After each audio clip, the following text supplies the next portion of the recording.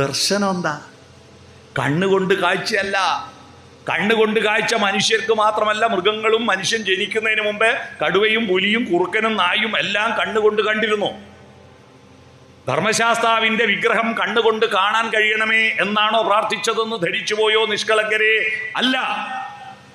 അവിടെ 18-ാം പടി കയറിയിട്ട് വിഗ്രഹം കാണുന്നതിന് മുമ്പ് കാണുന്ന ഒരു ദർശനമുണ്ട്. ഹരിശ്രീതൻ മുത്തുകൾ വിരൽ പൂവിൽ വിടർത്തിയ ഗുരുവിൻ്റെ ശ്രീപദങ്ങൾ വണങ്ങി ശിരസിൽ ഇരുമുടിക്കെട്ടുകളും താങ്ങി 18-ാം പടി കയറി ഭഗവാനെ തൊഴുമ്പോ ചാന്ദാഗ്യോപനിഷത്തിലെ ഉദ്ദാലകാരുണി ശ്വേതകേതു സംവാദത്തിൽ നിന്ന് ഉയർന്നു വന്നൊരു ദർശനമുണ്ട് അവിടെ. ഉദ്ദാലകാരുണി എന്ന മഹാപണ്ഡിതനായ മകൻ, ഋഷിയുടെ മകൻ ശ്വേതകേതു.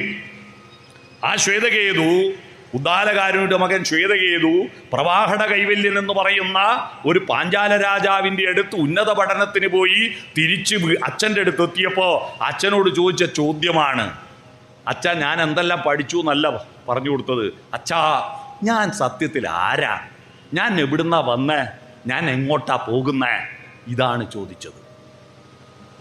ഈ ചോദ്യത്തിന് ഉദ്ദാലകാരുണി പറഞ്ഞ മറുപടി, പല പർവ്വതങ്ങളിൽ പെയ്ത മഴത്തുള്ളി ഒഴുകി കടലിലെത്തിയാൽ ആ കടലിലെ ഒരു തുള്ളി വെള്ളത്തിന് പറയാൻ കഴിയുമോ താൻ ഏത് പർവ്വതത്തിൽ പെയ്ത മഴത്തുള്ളിയാണെന്ന്? ഹേ ശ്വേതകേതോ തത്വമസി. ശബരിമല കയറുമ്പോൾ ആദ്യം കാണുക ആ ദർശനമാണ്. അത് നീയാകുന്നു, അത് നീയാകുന്നു.